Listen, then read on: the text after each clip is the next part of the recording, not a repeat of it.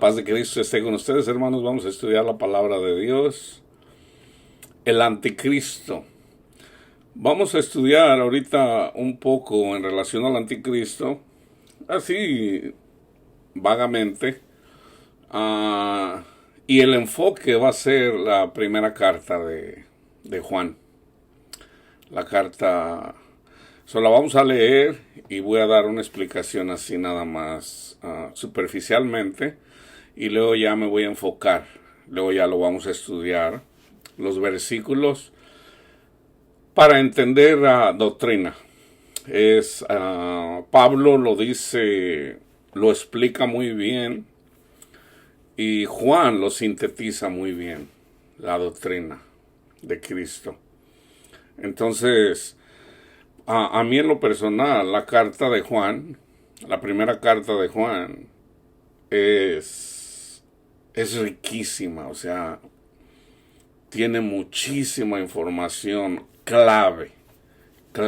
Háganme cuenta que son puros resúmenes. Pablo desdobla, Pablo explica, y siempre usando todo el Antiguo Testamento. Y Juan simplemente lo sintetiza. Vamos a hacer eso. Vamos a comenzar en el capítulo 1. Obviamente él habla del anticristo y está claro como lo dice y no tiene. Y voy a dar algunos ejemplos que han pasado. El anticristo, hermanos, es un espíritu. Es un espíritu del anticristo. Ese espíritu siempre niega que Cristo vino, que el Hijo de Dios vino a este mundo. Ese es el anticristo. Por decir, en el siglo XIX, que es algo de lo más reciente y que todavía sigue en nuestros días. Por ejemplo, se habla acerca de la ciencia, ¿verdad? Por ejemplo, a través de Darwin, se niega a Dios diciendo que en realidad Dios no existe, ¿verdad? Que este mundo en realidad ha venido evolucionando. Eventualmente en la ciencia concluyen que venimos del mono. Bueno, eventualmente venimos de la nada, ¿verdad? Entonces, pero eventualmente del mono. Estamos bien cerquita, nuestros genes están bien cerquitas de ser a una banana, por ejemplo. Y fíjense, algo interesante. Bueno, antes de llegar a lo interesante. En el siglo XIX, por ejemplo, a mediados de siglo, hay dos personajes que aún en nuestros días siguen sonando. Que es Friedrich Nietzsche y Carlos Darwin. Y por agregar el tercero, que sería Carlos Marx.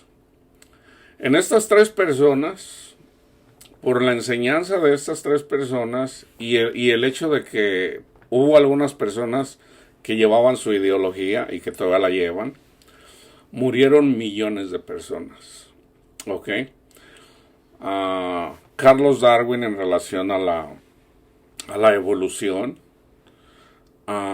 Carlos Marx en relación al comunismo, al manifiesto comunismo que él escribió. Y Nietzsche hacia la negación de Dios, de que Dios no existe. Y fíjense, algo aquí es donde está lo interesante. Resulta, yo estudié por un periodo de tiempo, obviamente soy un ignorante, pero sí conozco, vamos a decir, un poquito acerca de Nietzsche. Su descendencia él viene de predicadores, su papá era predicador, él era pastor. Entonces, yo estudiando un poquito la vida de Nietzsche, me di cuenta, esta es mi conclusión, pero puedo estar errado. Él era gay, él era homosexual, él sufrió siendo joven, siendo niño, siendo joven, se murió su padre, se murió su hermano. Entonces yo lo miro así, ¿de acuerdo? Esto es lo que yo pienso personalmente. Un cristiano, un cristiano, cuando uno tiene una necesidad, uno tiende a orar. Nosotros oramos. Por ejemplo, ¿qué harías tú si tú tuvieras 10, 12 años, aún 6, 7 años? De hecho, esto le pasó a mi hija. A mi hija padeció eso. Ella le oraba al Señor para que yo regresara con mi esposa.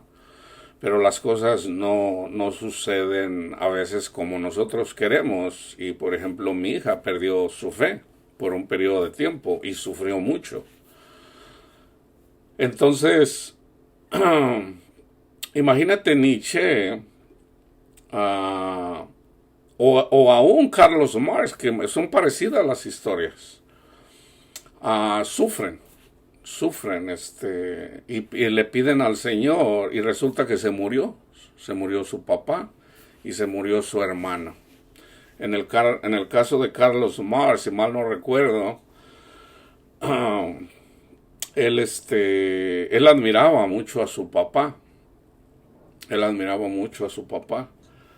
Él era su héroe, y era judío. Entonces él, por conveniencia,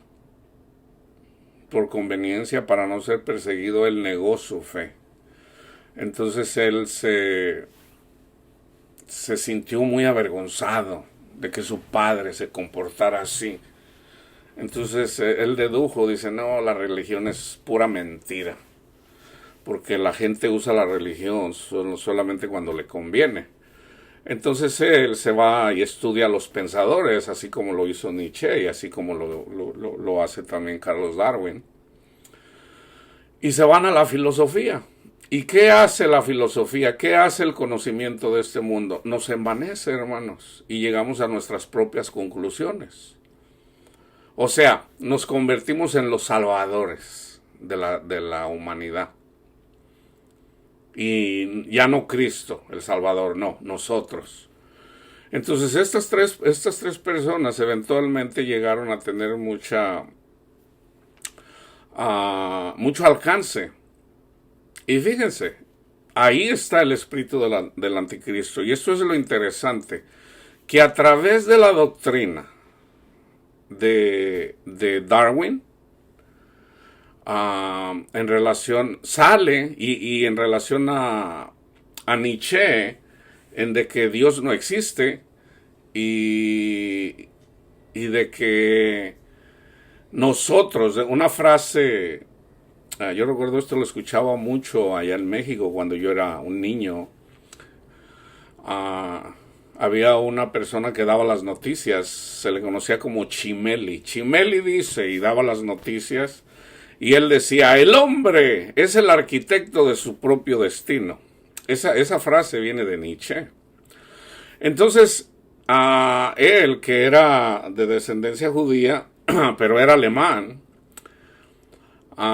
y en relación al superhombre, resulta que de la ciencia dedujeron que el hombre blanco, la naturaleza eligió para que el hombre blanco fuera el superhombre. De ahí nace el nazismo. Una combinación de la ciencia y de la filosofía de Nietzsche o de Nietzsche. Y por el otro lado, en Rusia se pone en práctica el comunismo. Y no nada más en Rusia, yo ya les he dicho, esto fue mundial. En México hubo una revolución influenciada por los comunistas también. Entonces, ¿qué pasó en esa generación, hermanos? De principios del siglo hasta 1945. De hecho, en Rusia hay una revolución, matan al zar y a su familia, y hubo muchos muertos. Sobresale una persona, Lenin. Lenin manda matar a todos los líderes, porque eso es lo que hace el orgullo. O sea, no quieren competencia. ¿Por qué? Porque los pueden matar. Y eventualmente él muere también, Lenin. Él mandó matar muchas personas, pero también a él hay algunos historiadores que dicen que también a él lo mató a su sucesor. Que fueron, y fíjense, tienen unas cosas en común. Fueron seminaristas. O sea, fueron cristianos, hermanos. Nietzsche fue cristiano. Todas estas personas fueron cristianas. Fueron cristianos, y de hecho Juan habla de esto. ¿Qué hace que una persona se vaya al otro extremo? El orgullo, hermanos, el orgullo. Por eso yo les digo, Pablo lo menciona, le dice a Timoteo, Timoteo, cuídate de ti mismo, Timoteo, cuídate de tu orgullo, Timoteo. Pero por el otro lado, el hecho de que seas un jovencito, no te dejes intimidar por personas aunque sean ya ancianos. No te dejes intimidar por nadie, porque Dios te puso en ese ministerio para que prediques el evangelio. Timoteo, déjate predico el evangelio una vez más porque andas apagado. Reaviva el fuego del amor que ya está en ti. El fuego del Espíritu Santo para que no andes de miedoso. Porque la iglesia es perseguida, hermanos. Entonces esa persecución viene siempre, viene en contra de la doctrina, pero eventualmente se manifiesta físicamente. Hay generaciones en donde matan literalmente a los cristianos. Y ahí hay juicio, aunque el que tiene a Cristo no tiene nada que temer. Nada que temer. Porque si Dios quiere que vivas, por decir 120 años, vas a vivir 120 años. Así en China sobrevivieron en el comunismo. En Rusia permanecieron los cristianos. O sea, no pudieron. Entonces, el espíritu del anticristo es un espíritu, pero siempre van a ser personas que salieron de la iglesia. Fueron personas cristianas. Entonces, ¿qué pasó con esta generación? Vino la gripe en España. Hubo revoluciones, hubo muchas manifestaciones y muertes alrededor del mundo. Vino la Primera Guerra Mundial, se vino el nazismo y ahí nace el nazismo y nace lo que propagó Mussolini, el nacionalismo y el fascismo. Nace el fascismo y nace el nazismo en Italia y en... ¿Quién influyó en esto, hermanos? La palabra de Dios lo dice. La palabra de Dios lo dice. El Papa estuvo involucrado en eso. Porque son personas que no tienen entendimiento, los que eventualmente... Ahora, no digo que toda la Iglesia Católica sea anticristo. No lo es, hermanos. Pero en la Iglesia Católica hay muchos anticristos. Y se va a manifestar. Fíjense, de hecho, de alguna forma, el Papa Francisco ya habla, de hecho, él dice que ya no se debe de predicar por respetar, o sea, no entiende él. Él piensa que promoviendo la paz, porque eso dice Jesús, que el que promueva la paz tiene la vida eterna. Entonces, promover la paz con otras religiones, por ejemplo, ¿qué es el ecumenismo? El ecumenismo es en donde viene por ejemplo, el Papa viene y se reúne con los líderes de las diferentes religiones budistas, hinduistas, protestantes. Son miles de religiones. Los líderes que se unen, a eso se le llama ecumenismo. Entonces el Papa piensa erróneamente que el hecho de que estemos en paz, Dios quiere eso. Y entonces, eso es erróneo, hermanos. Eso es erróneo. Juan lo dice. O sea, porque el Papa deduce, pero nosotros no tenemos que pelear con los musulmanes. Yo estoy de acuerdo. No tenemos que pelear con armas, ni contra los musulmanes, ni contra los hindúes, ni contra los que nos quieran matar.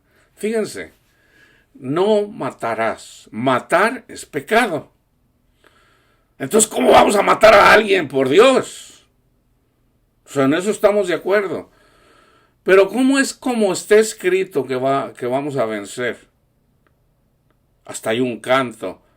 No con espada, ni con ejército, mas con su Santo Espíritu. O sea, con la predicación del Evangelio. Así fue como Dios conquistó, liderando los dioses, obviamente, pero por mano de Gedeón, derrotaron a más de 100,000 personas. 300 personas nada más. Y esa historia se la robaron y dicen que fueron los griegos. No, eso fue el pueblo de Dios. Voy a hacer un estudio ahí, 300, hicieron hasta una película, 300, que fueron los griegos, mentirosos, hombre. Son mentiras, hermanos. Ese ejército que derrotó, pero fíjense bien, cuando yo les digo derrotó, fíjense, vayan y estudien el libro de Jueces. Gedeón, ¿cómo los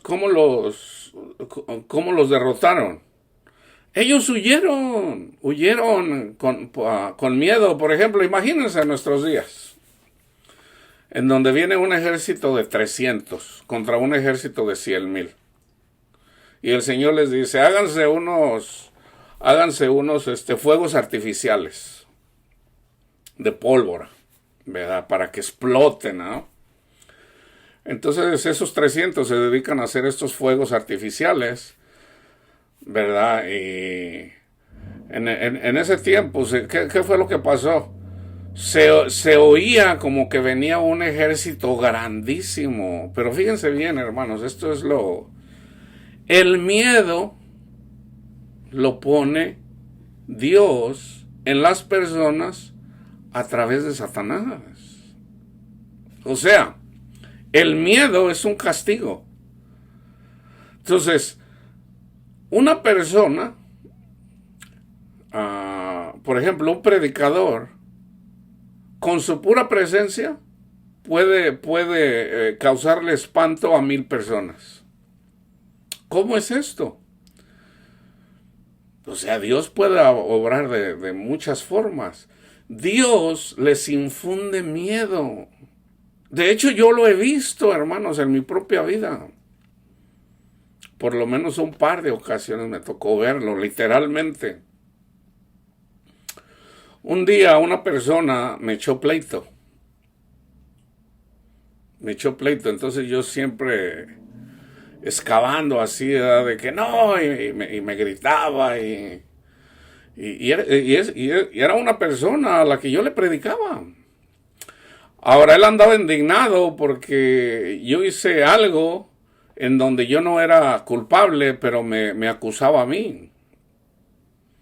Entonces yo lo miré así como que me quería golpear y me empezó a gritar, y yo solamente le digo, ¡no me hables así! Y literalmente le hace, ¡ay! Se asustó. Yo después me di cuenta que era el Señor. El Señor le causó ese miedo para que él se espantara y se alejara, porque obviamente yo no iba a pelear con él. Me ha tocado esa experiencia por lo menos 2 veces. Otra vez, otra persona también me echaba pleito, y yo lo trataba de hablar con la otra persona, y él me seguía instigando. Y resulta que le habló su esposa y le tuvo miedo a su esposa. Y me usó a mí, oiga, pastor, pues dígale a mi esposa, mire que ando acá. O sea, su esposa, Dios puso a su esposa para asustarlo, para que se calmara. Y de hecho eso sí me dio risa. Le digo, ay, Señor, eso es hasta cómico. O sea, una persona envalentonada, hermanos, matones y todo eso, son valientes porque se sienten seguros en sus trincheras. Pero créanme, hermanos, créanme que esas personas más a las que se les teme mucho, les tienen miedo a una ratita, a un ratoncito. De verdad, se los digo, es así. ¿Por qué? Porque es Dios quien pone el miedo en ellos. Entonces, todas estas personas que se levantan contra Dios es por su razonamiento carnal, hermanos. Entonces empiezan a leer filósofos, pensadores muy inteligentes. Nietzsche era muy inteligente en cuestiones de la carne, pero era un ignorante en las cosas de Dios. Pues es obvio, terminó loco. Terminó loco. O sea, su inteligencia lo llevó a la locura. Eso es lo que pasa cuando uno se siente inteligente. ¿Y cuál es la verdadera sabiduría? El temor de Dios.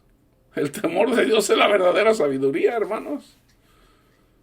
Esa es la verdadera sabiduría.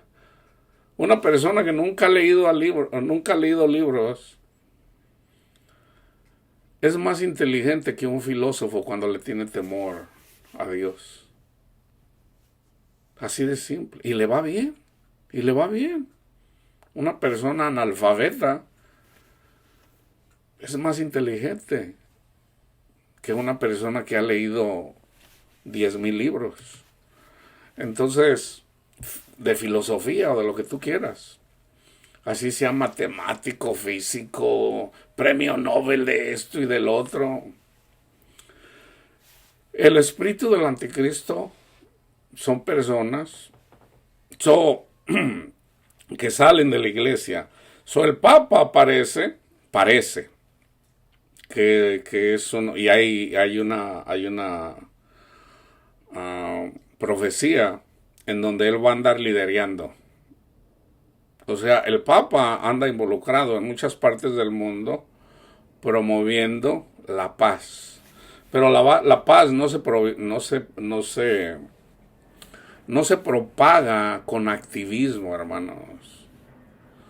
La paz se propaga cuando propagamos al príncipe de la paz, que es Cristo. O sea, predicando el evangelio, hablando de Cristo. Esa es una nación le va bien porque tiene a Cristo. Estados Unidos le ha ido bien porque han tenido a Cristo.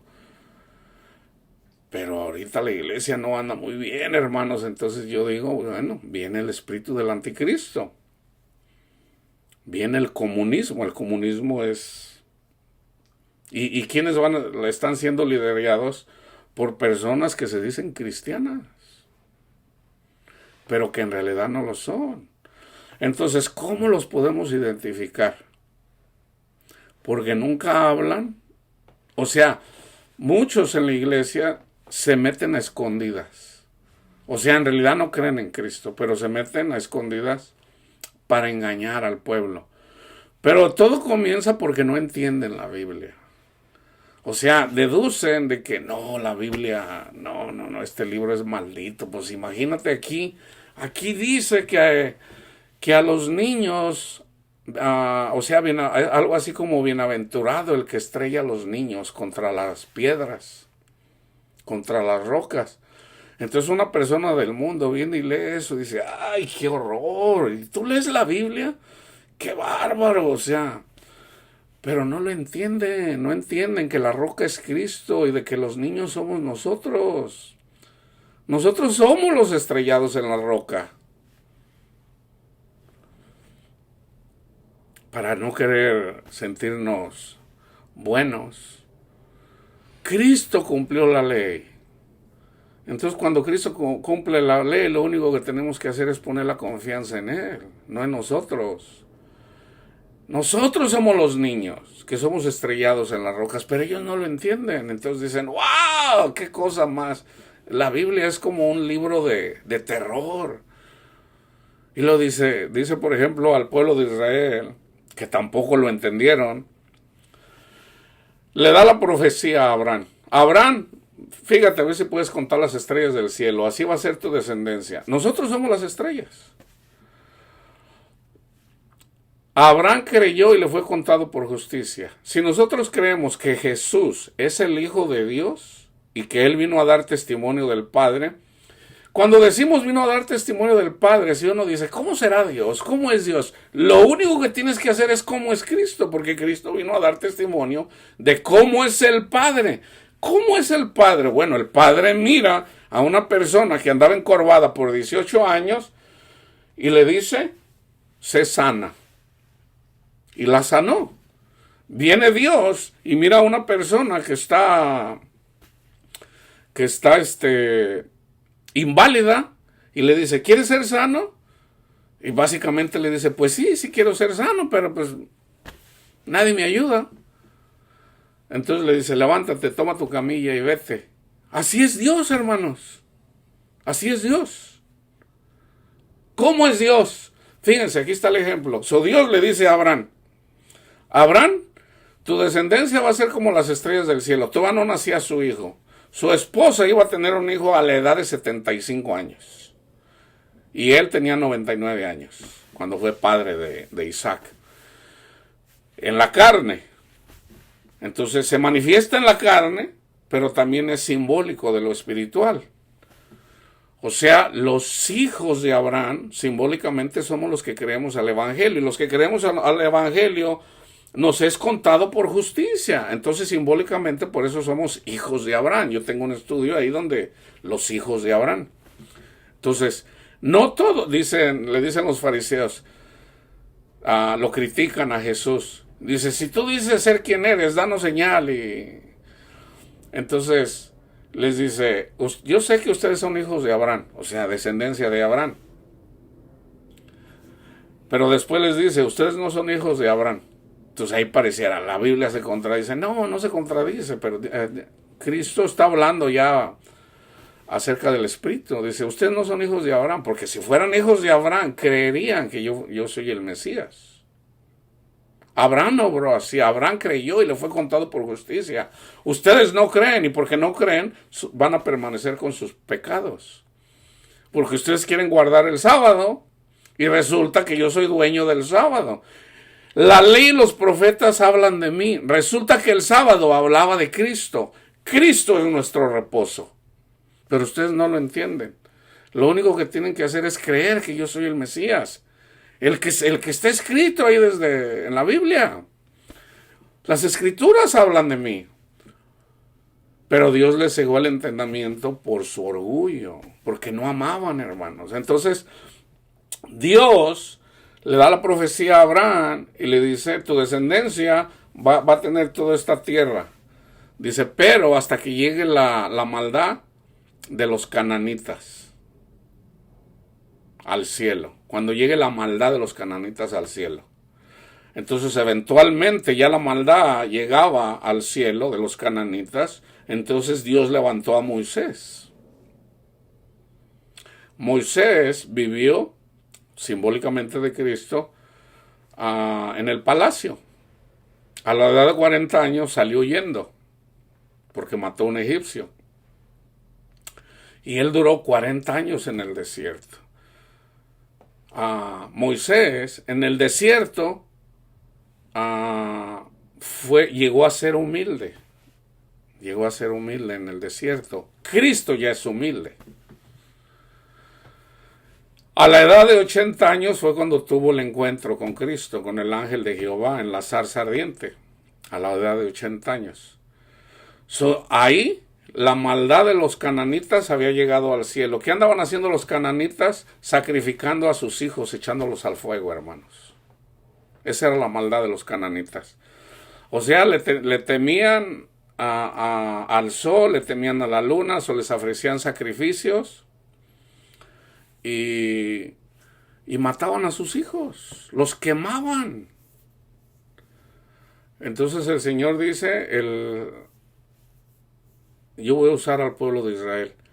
Entonces saca al pueblo de Israel de la esclavitud, los lleva al desierto para ir a conquistar la tierra de los cananitas. Pero en el monte Sinaí les dice, no matarás. No matarás.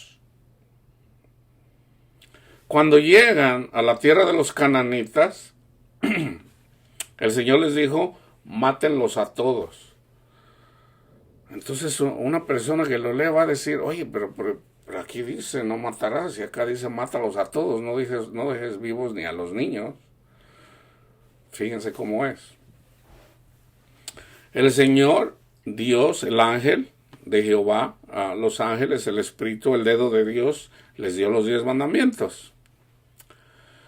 Entonces, les dijo, apréndanse los 10 mandamientos, enséñenselo a sus hijos y vayan y predíquenselo a los cananitas para que ellos mueran a los deseos de la carne y para que ya no anden en la idolatría, para que me teman a mí. O sea, mátenlos para que ellos mueran a sus deseos de la carne y me sirvan a mí, así como ustedes. Pero ellos lo hacían literalmente. Ellos lo hacían literalmente, pero Dios nunca les dijo que los mataran. Dios ya les había dado el mandamiento, no matarás.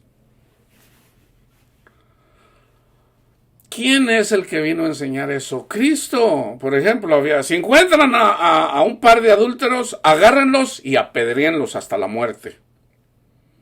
O sea, a ese par de adúlteros, cuando los encontraran en adulterio, tenían que predicarle los 10 mandamientos, especialmente el del adulterio. Mira, no adulteres, no te conviene, teme a Dios, mira, le estás haciendo daño a tus hijos, ¿sí?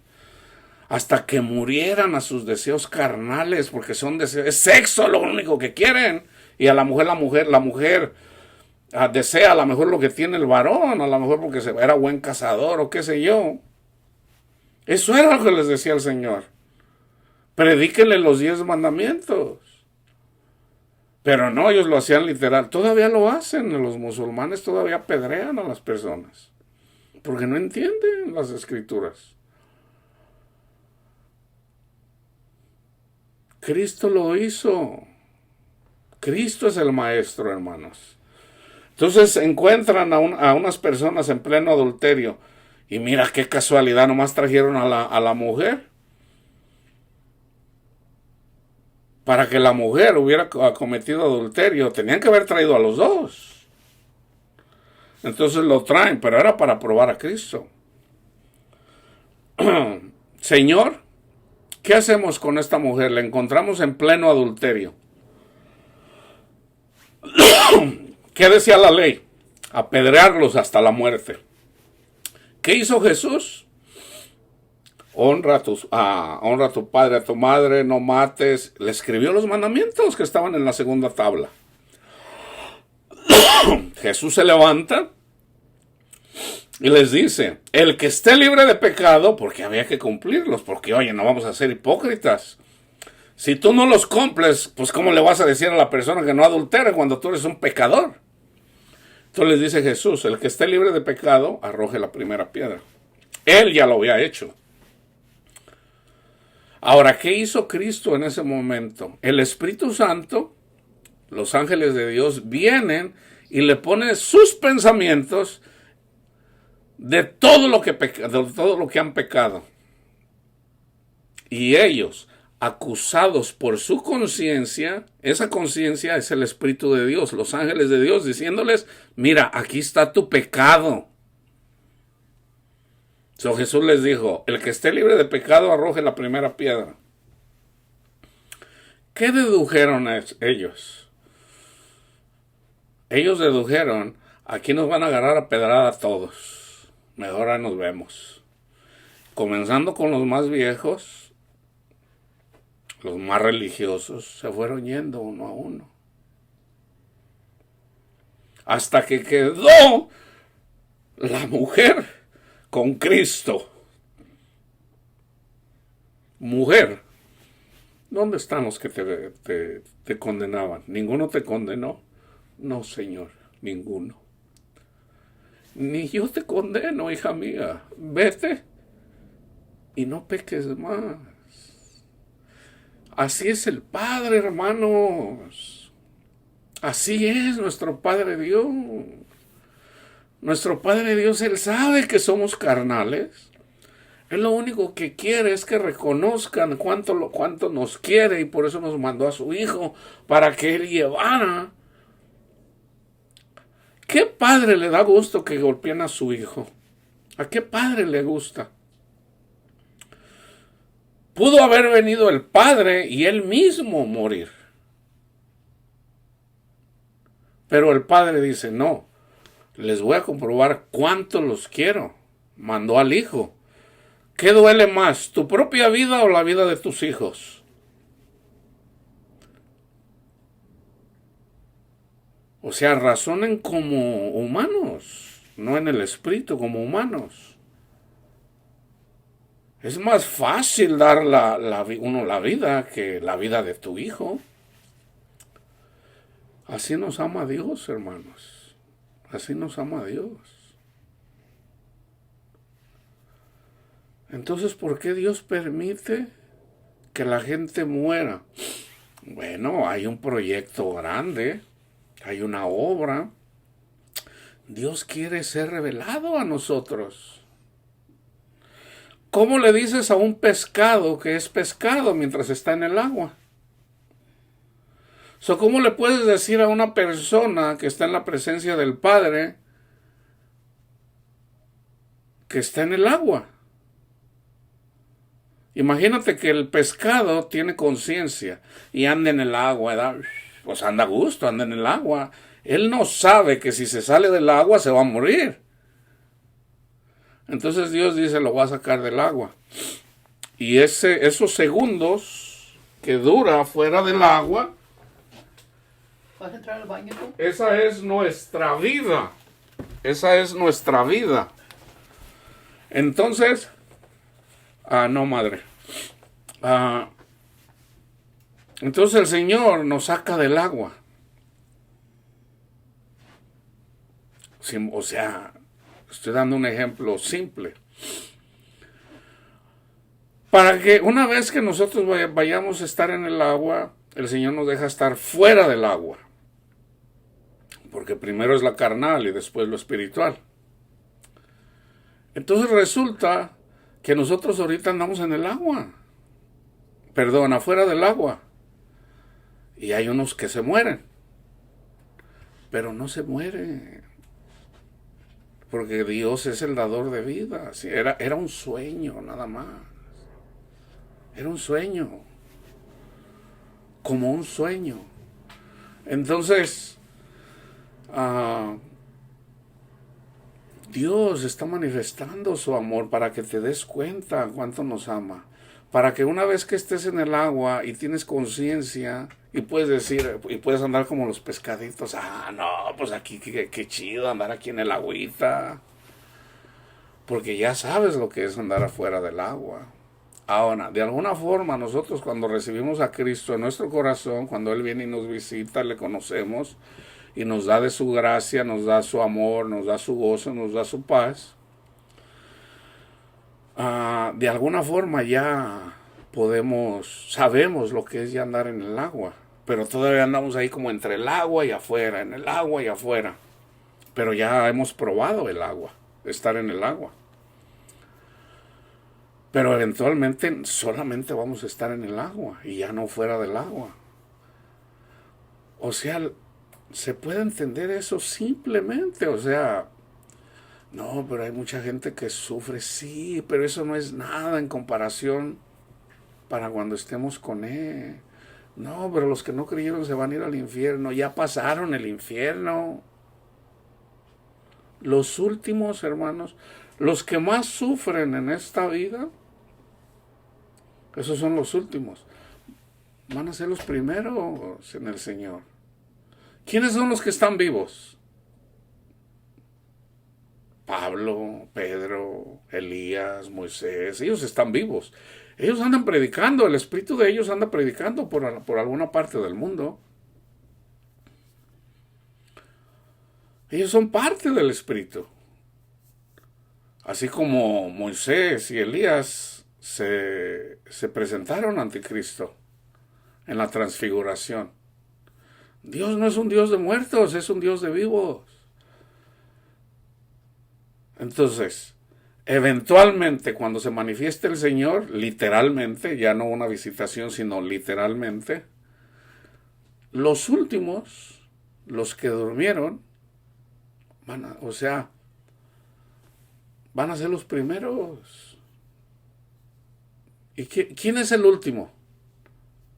¿Quiénes van a ser los últimos? El último, yo sé que el último es Cristo. Y enseguida de Cristo, ¿cuáles son los penúltimos? Los 24, los 12 apóstoles y 12 del Antiguo Testamento. Son 24 ancianos. Esos van a ser los últimos que entren al agua, o sea, literalmente.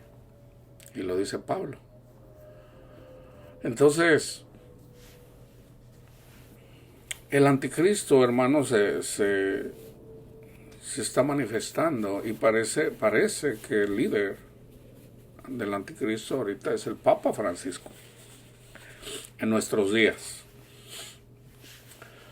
Entonces, ¿qué pasó en el tiempo de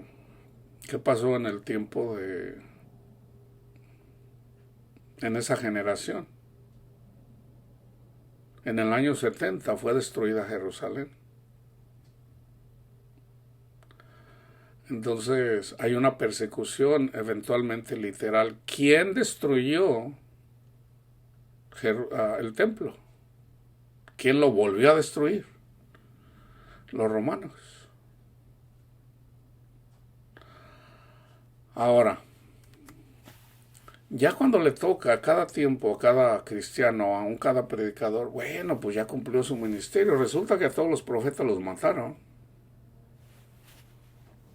Entonces ya cuando nos toca el tiempo, eventualmente pues también ya es hora de irnos con el Señor. Ya cuando nos vayamos con el Señor, pero el Señor va a estar ahí con nosotros, así como estuvo con Esteban cuando lo apedrearon. Entonces no vamos a ser avergonzados si permanecemos con Él. Entonces, la carta de Juan, hermanos, es un resumen. Es un resumen a seguir. Yo les recomiendo que lean la primera carta de Juan de vez en cuando, hasta que se les quede impregnado en la mente. Lo que era desde el principio, lo que hemos oído, lo que hemos visto con nuestros ojos, ellos miraron a Cristo. Lo que hemos contemplado, contemplaron a Cristo. Y palparon nuestras manos tocante al verbo de vida. Resucitó y lo pudieron tocar.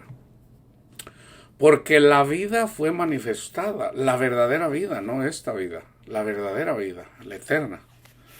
Y la hemos visto y testificamos y os anunciamos la vida eterna, la cual estaba con el Padre y se nos manifestó. Lo que hemos visto y oído, eso les anunciamos, para que también ustedes tengan comunión con nosotros. Ahí está la verdadera comunión. Debemos de tener comunión unos con otros. ¿Pero qué tenemos en común? La vida eterna. O sea, yo se los voy a decir, yo ya tengo vida eterna. Presente participio, o sea, ya comenzó hace unos años, la tengo, y por la gracia de Dios, la voy a seguir teniendo. Pero ya la tengo. Ya la he obtenido, pero debo de permanecer yo en Él.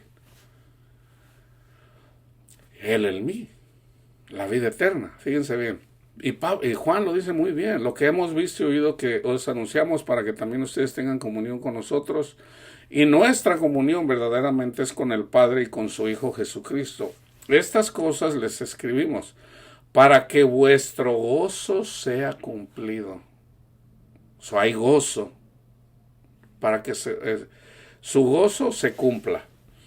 Este es el mensaje que hemos oído de Él, de Cristo, que es lo mismo viniendo del Padre.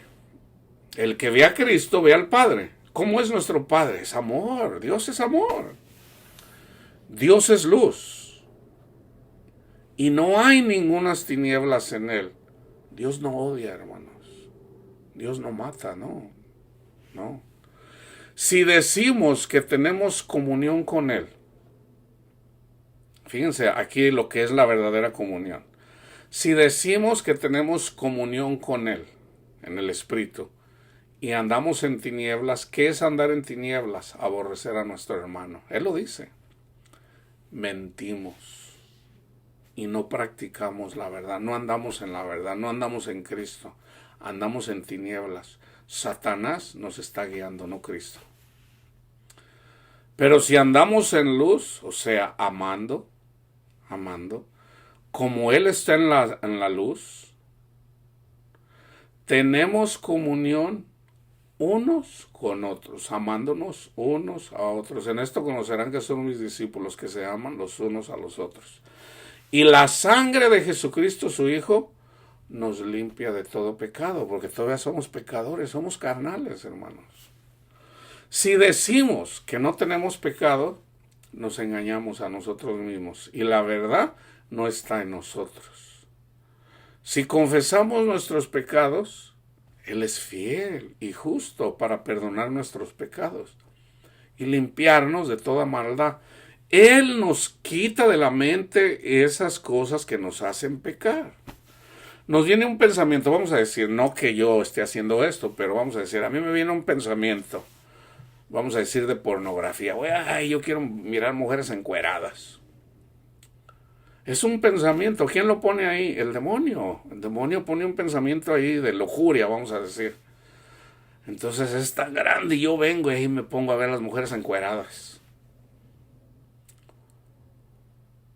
Entonces yo siempre les digo, ¿qué tienes que hacer si eres esclavo del pecado?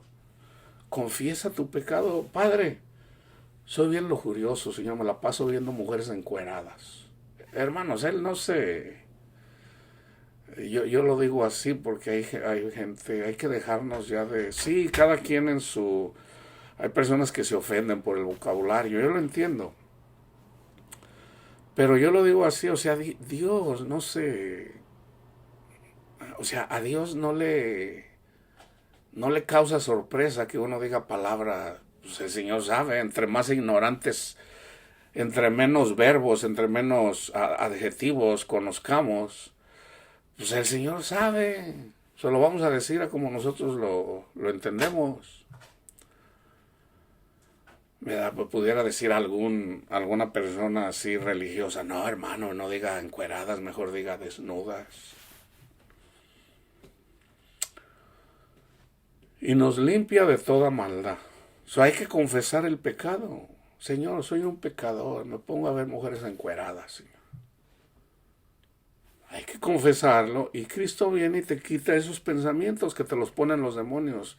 Y una vez que te los quita, pues ya no los vas a tener. Ya no los vas a tener. Pero debes de tener la mirada en Cristo. Mientras tengas la mirada en Cristo, los demonios no pueden. Están atados. ¿Cuándo es cuando nosotros les damos la oportunidad de que los demonios vengan y eventualmente caigamos? Cuando despegamos la mirada de Cristo Jesús, hermano. Lo que le pasó a Pedro. Pedro pudo caminar en el mar, pero cuando quitó la mirada de Cristo Jesús y la puso en el mundo, en el agua que se levantaba, Señor, me ahogo. Y le dijo, ¿por qué dudaste? O sea, no, mantén tu mirada en mí, hijo. Y vas a poder caminar sobre el mar.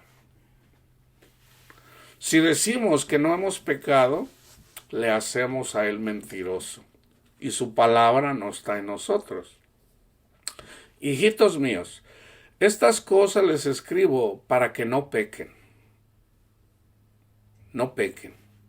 Y si alguno hubiera pecado, abogado tenemos para con el Padre, a Cristo el justo.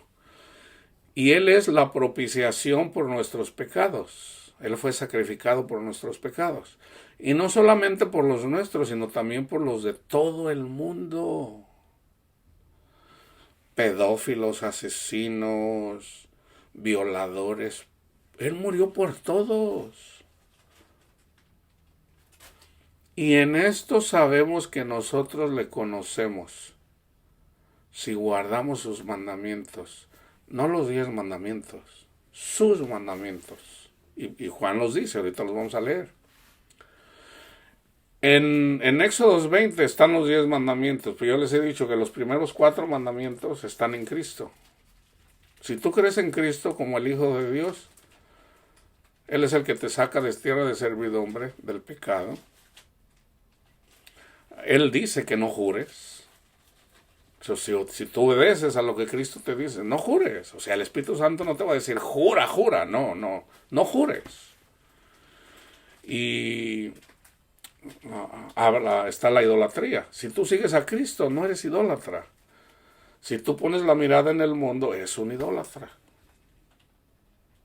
Entonces en Cristo están los primeros 4. Entonces cuando tú pones la mirada en Cristo, tú descansas en Cristo. Ese es el 4º mandamiento.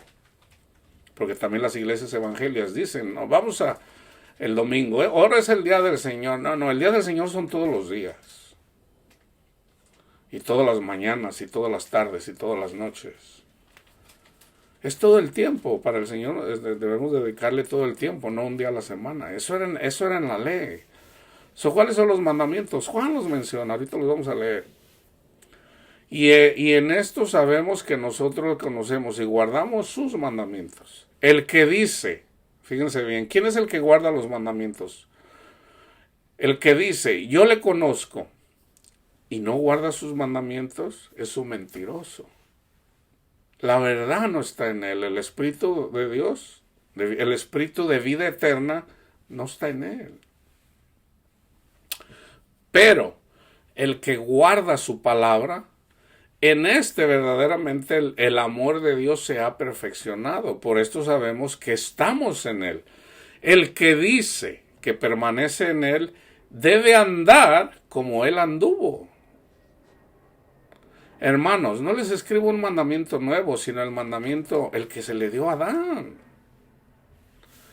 Sino el mandamiento antiguo que habéis tenido desde el principio. Este mandamiento antiguo es la palabra que habéis oído desde el principio, no desde Moisés, no desde que vino Cristo, desde Adán y Eva. Sin embargo, les escribo un mandamiento nuevo, que es verdadero en él y en vosotros, porque las tinieblas van pasando y la luz verdadera ya alumbra. Aquí la luz verdadera es el amor. ¿Okay? Cuando amamos, estamos alumbrando. Cuando tenemos la confianza en Cristo, estamos alumbrando al mundo.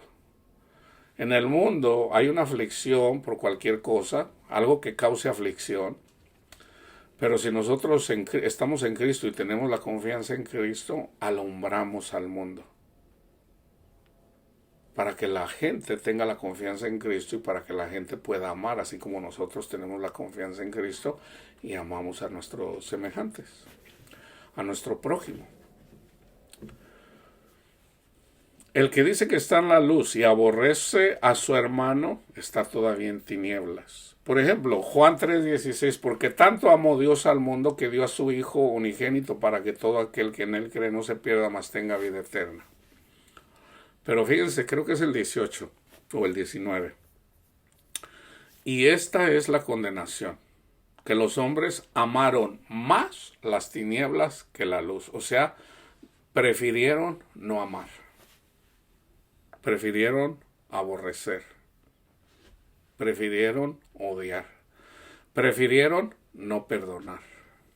Prefirieron. Elige tú el bien o el mal. Tú eliges. Pero el que aborrece a su hermano está en tinieblas. Ahí están las tinieblas. ¿Qué es tinieblas? Aborrecer a tu hermano. O no poner la confianza en Cristo, sino en las cosas del mundo, en el dinero. Raíz de todos los males es el amor al dinero, porque es idolatría. Y la idolatría, pues es decirle a Cristo, Cristo, no te necesito.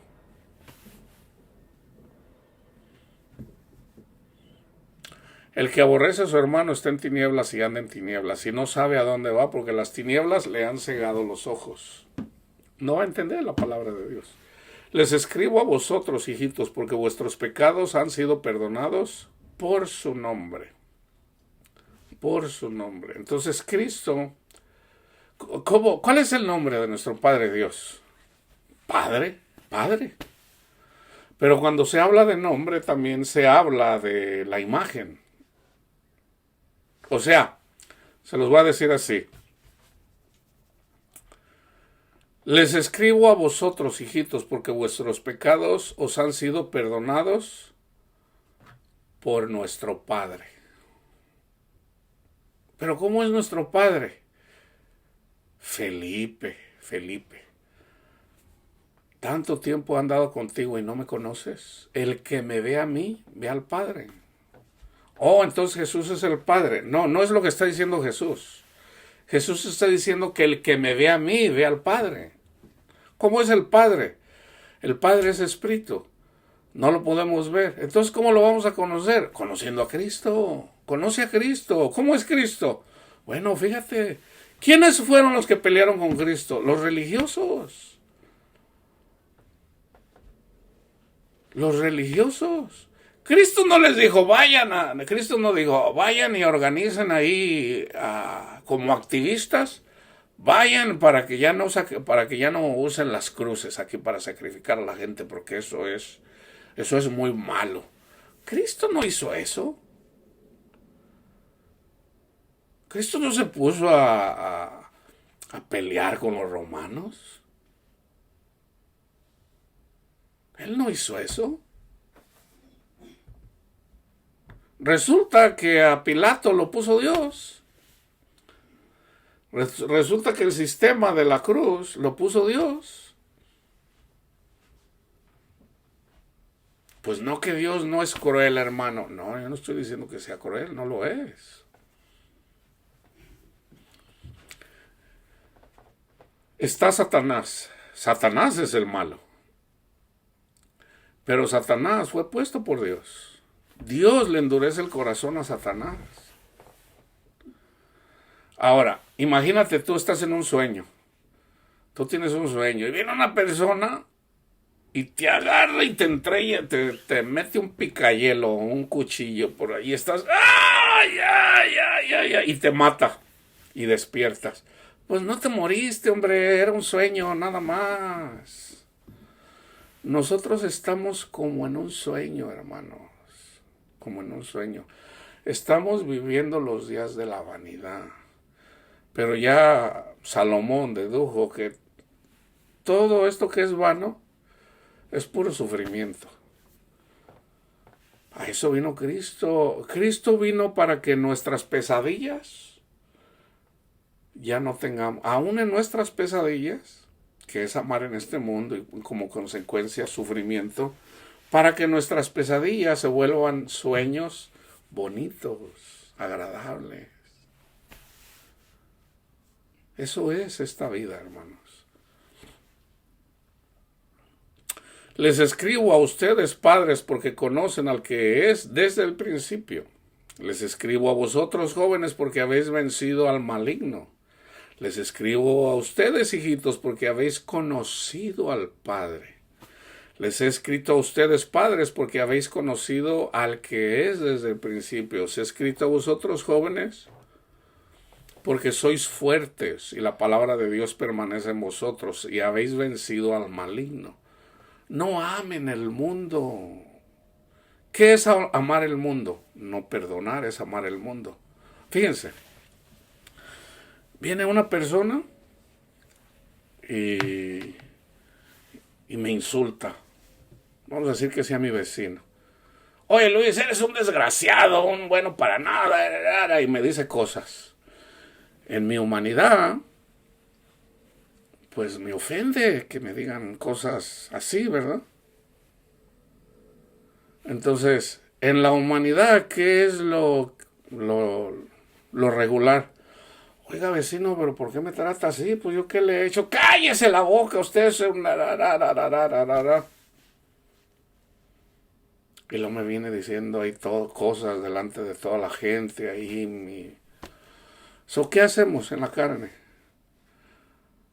A mí no me hablas así, desgraciado. Ahí está la carne. Ahí está la carne. Pero si estamos en el Espíritu, pues eso no va. ¿Qué tenemos que hacer? Así como Cristo. A Cristo lo escupían. Imagínense un gargajo o cientos de gargajos. Y luego que le den con palazos en la cabeza y en la espalda. Cuando venía cargando la cruz. Y luego diciendo, adivina quién te pegó. Y a él cuando lo maldecían, Cristo los bendecía. Nosotros no podemos hacer eso en la carne, hermanos, si el amor de Dios no está en nosotros. De la única forma que lo podemos hacer es si estamos en Cristo Jesús. Y de hecho Esteban lo hizo. Señor, perdónales este pecado. Perdónales este pecado, Señor. Y el Señor se los perdonó. Ahí estaba Saúl, el gran predicador. Pablo. Dios es bueno, hermanos. No amen al mundo ni las cosas que están. Si yo les digo, perdonar. No perdonar es amar el mundo. Porque es el ego, en todo caso es el ego, mi ego. ¿Por qué me ofendes, desgraciado? Es nuestro ego, hermano. O sea, yo no soy así, ¿por qué me dices así? Cristo dijo que nos iban a perseguir, nos iban a decir cosas. ¿Con quién es nuestra lucha? ¿Es contra las personas? ¿Que no es contra espíritus inmundos? Es contra demonios, hermanos. Entonces, ¿qué tenemos que decirle a los demonios? Cristo te ama. Cristo te ama, demonio. No lo decimos así. Dice Pablo, ¿qué no saben que nosotros hemos de juzgar a los ángeles? ¿Cómo juzgamos a los ángeles? Se viene un demonio, un ángel caído, pero viene influenciando a una persona. Y puede ser cristiana la persona. ¡Ey, tú desgraciado! ¿Quién es el que me está ofendiendo? Es un espíritu, es un ángel caído. ¿Y qué tengo que hacer yo? Echarle ascuas, o sea, echarles carbón encendido, simbólicamente. O sea, Dios te ama. Dios te ama, ángel caído. Hasta cerrándole el ojito, Dios te ama. ¿Y qué va a hacer él? Se va a confundir, va a decir, ah, caray, ah, caray, ah, caray. Yo no estoy impuesto a estas cosas. Nadie puede con el amor, hermanos, nadie. Yo todavía no estoy ahí, hermanos, se los confieso. Pero yo sé que el Señor, porque lo dice la palabra de Dios, va a terminar en mí la obra.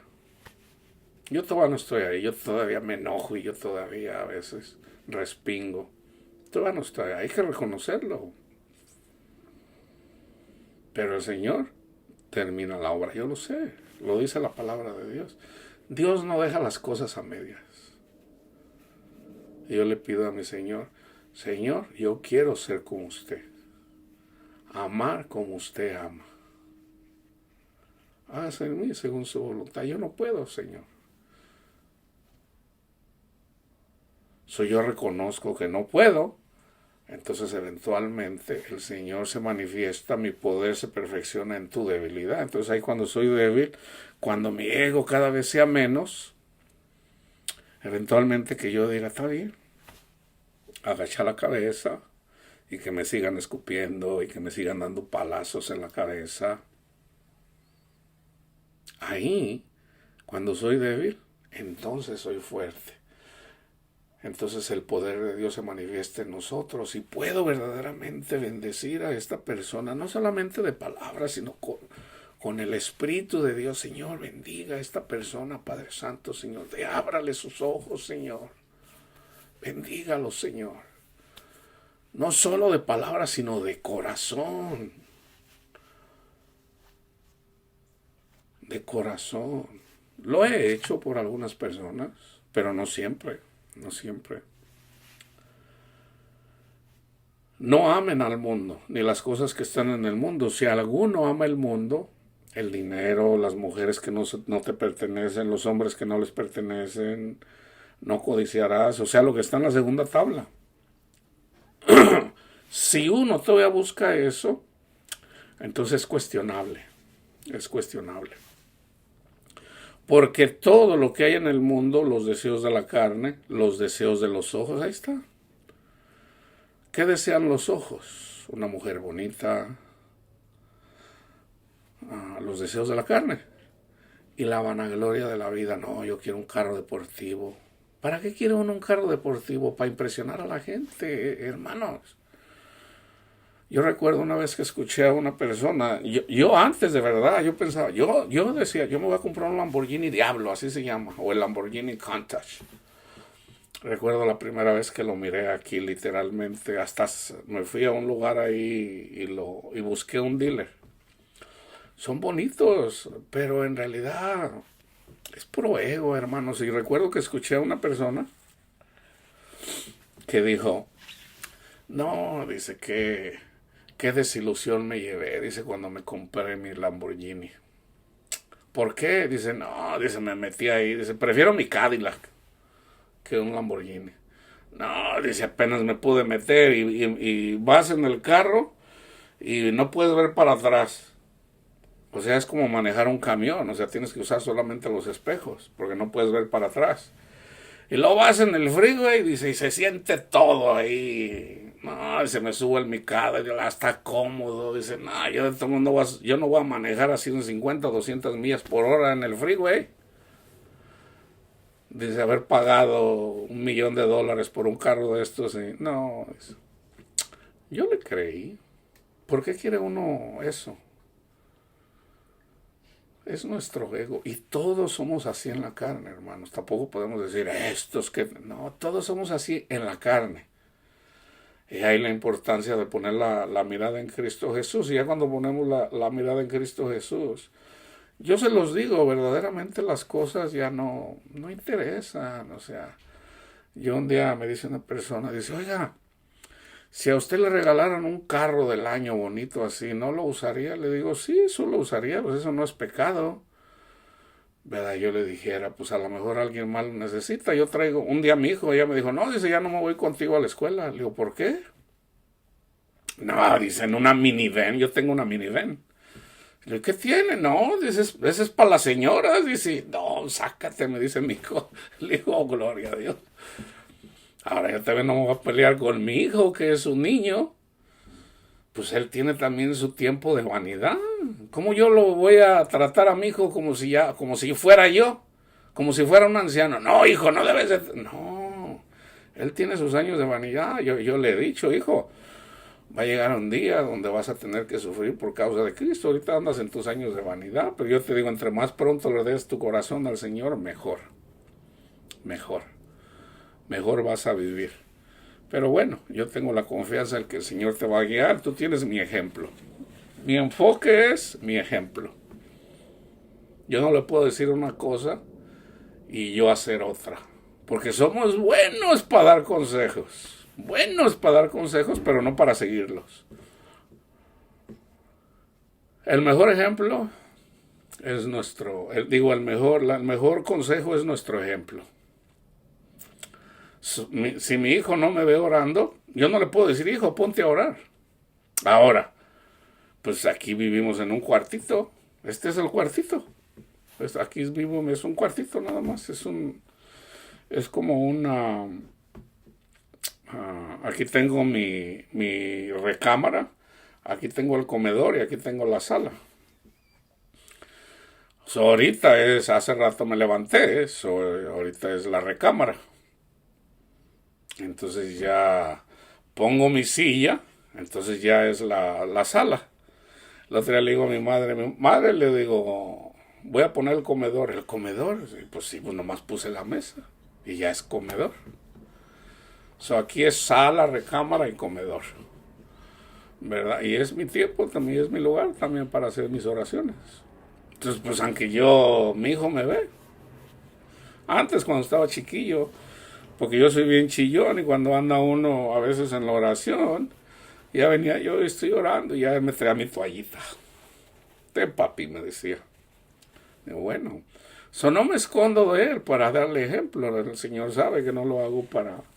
Pero eventualmente, yo digo, yo sé que eventualmente, si él quiere, él va a seguir los pasos de su padre, que le he enseñado.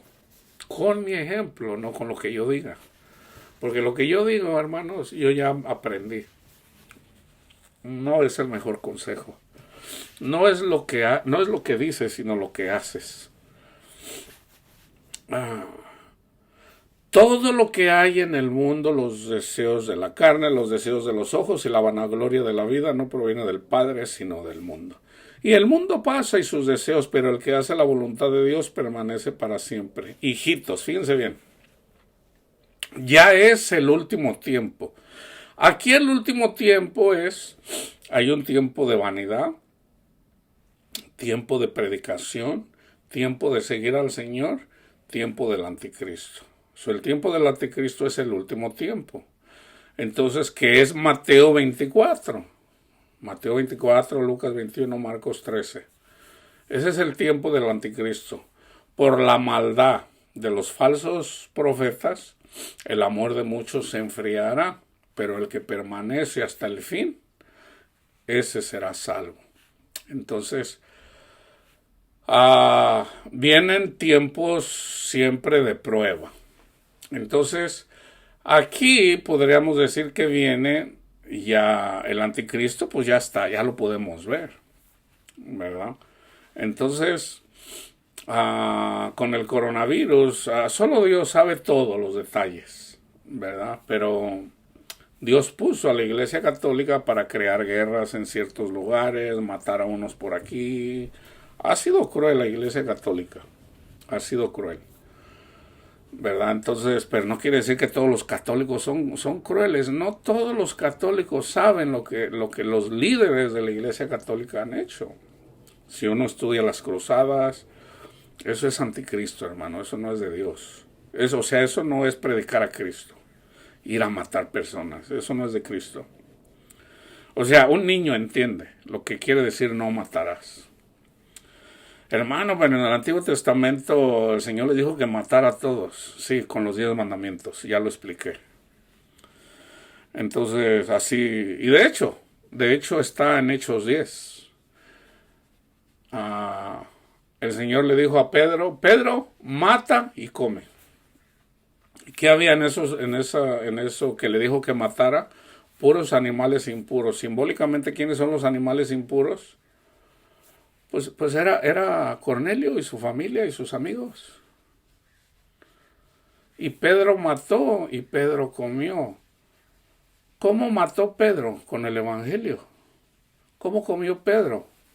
Porque convivió con Cornelio y su familia y sus amigos. Eso es matar y comer. Entonces el Señor nos manda a que matemos, prediquemos el Evangelio para que la gente muera sus deseos de la carne, o sea, lo matamos con el Evangelio, para que la persona nazca de nuevo, limpio de pecados, blanco como la lana, porque se cubrió con el vestido de Cristo, Cristo nos lo pone, sin ninguna manchita. Nacemos de nuevo. Nacer de nuevo en el Espíritu ya es para darle gloria a Dios y no para seguir en el mundo. Una persona que se bautiza en el agua y sigue y no hay un cambio en su vida, no ha nacido de nuevo, hermano. Así se ha bautizado 10 veces, no ha nacido de nuevo. Una persona nace de nuevo cuando uno puede mirar literalmente que le está dedicando su vida, su tiempo al Señor y anda magnificando, glorificando al Señor y amando sobre todo. Una persona que no ama todavía no ha nacido de nuevo. Lo acabamos de leer. Hijitos, ya es el último tiempo y según ustedes oyeron que el anticristo viene. Así ahora han surgido muchos anticristos, o sea, muchos falsos profetas. Yo les decía, por ejemplo, el Che Guevara fue seminarista, Fidel Castro fue seminarista, Lenin De Lenin no recuerdo, creo que también, pero ahorita dudo. Pero Stanley fue seminarista, fue cristiano, Nietzsche, casi todas estas personas salieron del cristianismo. Ahora ha habido personas crueles también de otras religiones, ¿verdad? Es obvio. Pero no le sorprenda que las personas que se dicen cristianas tengan el espíritu del anticristo. Salieron de nosotros, pero no eran de nosotros. Ahora, vamos a definir bien aquí, ¿ok? ¿Quiénes son los del anticristo? Aquí está bien explicado, no necesita uno. Porque si hubieran sido de nosotros, habrían permanecido con nosotros en el espíritu. Y obviamente en la comunión. Pero salieron para que se manifestase que no todos son de nosotros. Pero vosotros tienen la unción del Santo, o sea, el Espíritu Santo, y conocen todas las cosas. No les he escrito como si ignoraran la verdad, sino porque la conocen y porque ninguna mentira procede de la verdad. ¿Quién es el mentiroso? Sino el que niega que Jesús es el Mesías, el Cristo. Fíjense, aquí está. Este es el anticristo, el que niega al Padre y al Hijo. Ok, déjenme parar ahí. Yo les decía, no es que yo la traiga contra el Papa Francisco, no, es que debemos, aquí es necesario tener en cuenta.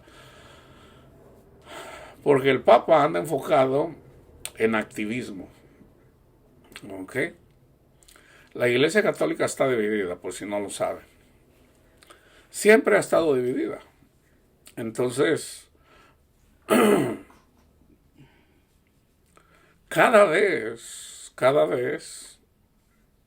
hay más persecución. Y fíjense, la persecución sobre todo es contra la iglesia espiritual. La iglesia espiritual en la Iglesia Católica va a ser perseguida también ahí. O sea, las personas que se enfocan en la adoración al Padre a través del Espíritu Santo, o sea, los carismáticos. El Papa eventualmente, yo no sé si esto ya pasó, me imagino que no, eventualmente va a decir, todos estos aquí que hablan en lenguas y todo, no más. Les dice a los obispos, los obispos les dicen a los sacerdotes, deshagan todos esos grupos de oración, no más. Eso viene, si no, yo no sé si ya ha llegado, yo no ando investigando ahí, pero esa es profecía para esta generación. Entonces, el Papa ya ha prohibido que se predique el Evangelio. Por ejemplo, si una persona anda predicando el Evangelio en Irak, un católico, no, ya no andes haciendo eso. Porque tienen un acuerdo, por ejemplo, con los líderes chiitas, con los líderes sunitas, con otras religiones. ¡Qué aberración! O sea, ahí ya se está negando al Hijo. Entonces no nos llega. Esto siempre ha pasado, hermano, siempre. No es la primera vez. Entonces, los musulmanes creen en Cristo como profeta, pero no como el Hijo de Dios. No como el Hijo de Dios. El que no cree que Jesús es el Hijo de Dios no está creyendo el Evangelio. Ahora hay personas que dicen que creen que Jesús es el Hijo de Dios, pero en realidad no creen. En realidad no creen. Todo aquel que niega al Hijo tampoco tiene al Padre. So, es ahí la importancia de predicar el Evangelio, de predicar a Cristo. El que confiesa al Hijo tiene también al Padre. Lo que habéis oído desde el principio permanezca en ustedes, y lo que habéis oído desde el principio permanece en vosotros, también ustedes permanecerán en el Hijo y en el Padre. Y esta es la promesa que Él nos hizo, la vida eterna. La vida eterna. ¿Y qué es la vida eterna? Amor, gozo, paz, paciencia, benignidad, bondad, fe, mansedumbre y dominio propio. Cristo es eso, el Padre es eso. El conocimiento va a pasar. Las profecías van a pasar. O sea, porque cuando dice van a pasar, eventualmente todos vamos a conocer todo. O sea, va a ser algo así de, ahora ya entendí. Oh, no, yo no entendía esto. Oh, no, yo no entendía esto. Lejos estaba yo de entender esto. Eventualmente vamos a entender todo y todo eso va a pasar porque lo vamos a saber. Pero y va a pasar, pero lo único que va a permanecer es el amor. Cristo es el amor. El Padre es amor. Esa es la vida eterna. Cristo es la vida eterna. El amor es la vida eterna. El Padre es la vida eterna. La vida eterna es amor. Les he escrito esto sobre lo que os engañan, pero la unción que ustedes recibieron de Él permanece en vosotros y no tiene necesidad de que nadie os enseñe. No tiene necesidad de que nadie os enseñe. Este versículo, yo desde cuando lo quería predicar, cuando una persona ya está siendo guiada por el Espíritu Santo, no hay necesidad que nadie les enseñe. Ahora hay personas que dicen, no hay necesidad que tú me enseñes, porque ya en Primera de Juan dice, entonces ¿por qué Juan escribió esta carta? Si ya tienen el Espíritu Santo, entonces ¿para qué tienen necesidad de que Juan les hubiera escrito? Es bueno que una persona que predique debe de ver cómo van sus cosas. Por ejemplo, dice Cristo cuando se quedó a los 12 años. Se quedó platicando, fueron a la fiesta, si no mal no recuerdo, de la Pascua y se quedaron ahí un tiempo sus padres y sus hermanos. Pero luego se regresaron y los padres pensaban que Cristo venía con las personas y resulta que no venía. Oye, ¿y dónde está Jesús? No, pues no sé, no, pues yo pensé que venía y fueron a buscarlo y eventualmente lo encontraron platicando con los maestros de la ley a los 12 años. Entonces le dijeron, ¿por qué nos hiciste esto, hijito? Y él les dijo, ¿qué no saben que debo de estar en los negocios de mi padre? Ustedes son el negocio de mi padre. Yo por eso también de alguna forma debo de saber cómo andan. ¿Cómo andan? Porque ustedes son el negocio de mi padre. Ahora yo no me estoy comparando con Cristo, no. Pero es necesario saber cómo andan los hijos. Eso con un simple amén. Todo bien. Todo bien. Mientras estén alimentando de la palabra de Dios, estén orando, estén escuchando, pues a mí me da alegría que sigan en el Señor.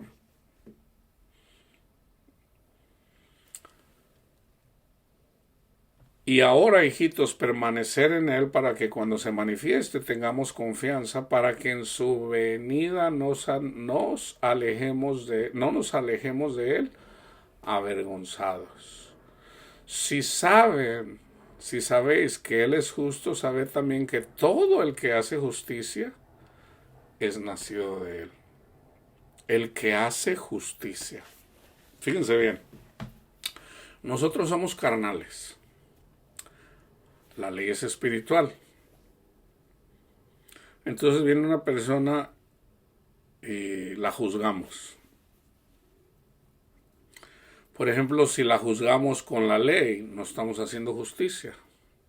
Eso no es justicia porque la ley es espiritual, pero él es carnal. Entonces nosotros estamos usando lo carnal para de alguna forma maldecir a esta persona que es carnal, refregándole su pecado y no necesariamente predicándole a Cristo. La justicia de Dios se revela, o sea, Satanás nos tenía dominados. O tenía dominado al pueblo de Israel. ¿Cómo hizo Dios justicia al pueblo de Israel? Pues el pueblo de Israel no podía luchar contra Satanás. Entonces Dios hizo justicia. ¿Cómo hizo? Mandó a un espiritual para pelear con el espiritual. Y lo derrotó. ¿Cómo lo derrotó? Con la humildad, con la obediencia, con su sacrificio, dando su vida. No lo derrotó, que lo agarró ahí a balazos o qué sé yo, o a flechazos. Y no. Jesús tenía la potestad de quitarle la vida, y la tiene de quitarle la vida a Satanás, pero no lo hizo. No lo hizo.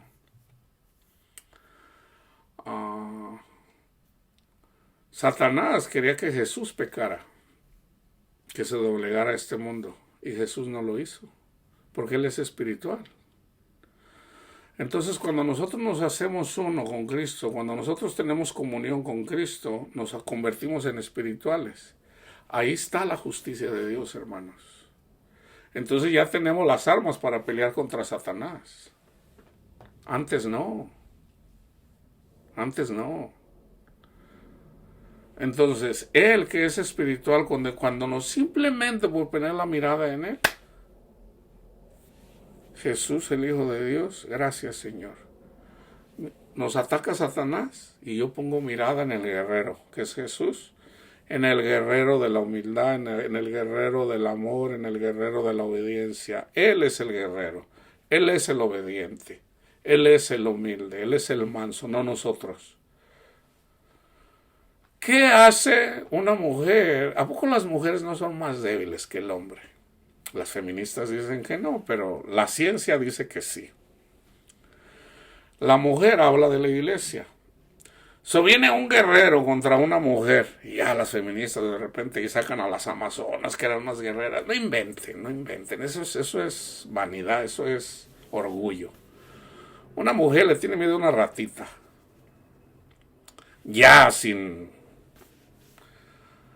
Porque eso habla de la iglesia. Eso somos nosotros, hermanos. Somos la mujer. Entonces necesitamos a un poderoso cazador, que es Cristo, para que nos defienda. Una mujer se siente más amada, hermanos, cuando se siente protegida. Ahí es cuando se siente amada. El hombre quiere cosas, el hombre quiere, tú sabes, no, que un carrote, que una casota para mi vieja y para mis hijos, y yo le voy a comprar esto, y yo le voy a comprar el otro, y eso es el hombre. La mujer quiere cosas también, pero para que se las compre su marido. Por eso a la mujer le atrae un hombre que tiene posesiones, siempre va a ser así. Y resulta que Jesús vino sin nada de eso, para que le deseemos. Porque no consiste en tener cosas. No consiste en que una mujer no va a ser más feliz. Fíjense bien. Casi todas las mujeres, no digo que todas, pero casi todas las mujeres piensan que entre más grande una casa o entre más... No, yo le voy a comprar una casa a mis hijos. Piensan que van a ser más felices. Y yo pienso que y lo he visto, hay una diferencia aquí en Estados Unidos con la sociedad de México. Entre más dinero tiene una persona, más infelices. Hasta los tigres del norte sabían eso. De veras. La jaula de oro. Resulta que uno está en México y uno está quebrado. Ahí anda uno ahí con poquito dinero. Dice uno, de perro. Oye, que dispárame una. No, anda de perro, mira, no traigo nada. No, hombre, estás jodido. Una vez le dice un policía a mi hermano que lo agarró ahí haciendo una avería. Y mi hermano, que en ese tiempo era bien codo, le dio 50 centavos. Dice, oye, pues danos para el café, y le dio 50 centavos. Dice, oye, no seas desgraciado. Pues es todo lo que tengo. Y ya el policía le dice, ten, te voy a dar uno de 50 para que no andes de perro ahí. Le dio lástima. Entonces, cuando uno anda de perro, hermanos, por decir en México, uno tiene cierta felicidad, pero no lo sabe, porque uno se anda fijando en las cosas que no tiene. Entonces, así como muchos inmigrantes ahorita se quieren venir a Estados Unidos, yo digo, si en verdad no quieren estar en su país, ¿por qué no se quedan en México? Pero no lo saben, ellos piensan que por venirse a Estados Unidos van a tener más felicidad. Y resulta que vienes a Estados Unidos y el afán aquí es más grande que en México. Es más grande que en México. La Madre Teresa de Calcuta se dio cuenta de eso. Dice, aquí en Estados Unidos no hay pobres. Dice, pero hay pobres de soledad, se sienten solos. Aquí hay más gente que se siente sola. En México la hay también, pero aquí hay gente que viven en mansiones y son unos miserables porque se sienten solos. Eso es lo que no saben. Y lo dicen los Tigres del Norte en la Jaula de Oro. No es que yo ande promoviendo canciones. Sí, vivirás a lo mejor, sí, ya no duermes en cama de piedra, ahora duermes en alfombra, o a lo mejor ya te compraste una cama buena, hasta de plumas, de alguna ave rara, qué sé yo. Pero, ¿saben qué es lo que yo escucho a la gente que va a México? De aquí de Estados Unidos. No, dice, fui a México y no, qué diferencia, ya se siente uno más libre, más a gusto. Eso es así, hermanos. Yo he escuchado cristianos en África que no tienen nada. Nada. Se me salieron las lágrimas cuando miré a unos niños.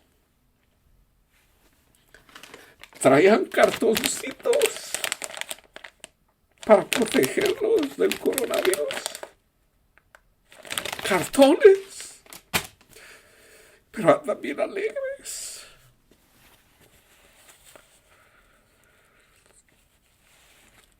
El Señor a los pobres les da más felicidad.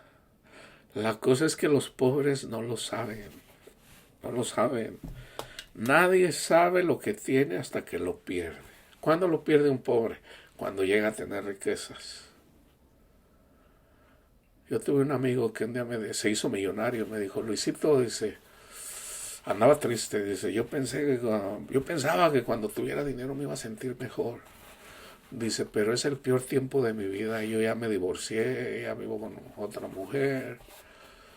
Dice, es el tiempo más miserable de mi vida. Ahora que soy millonario.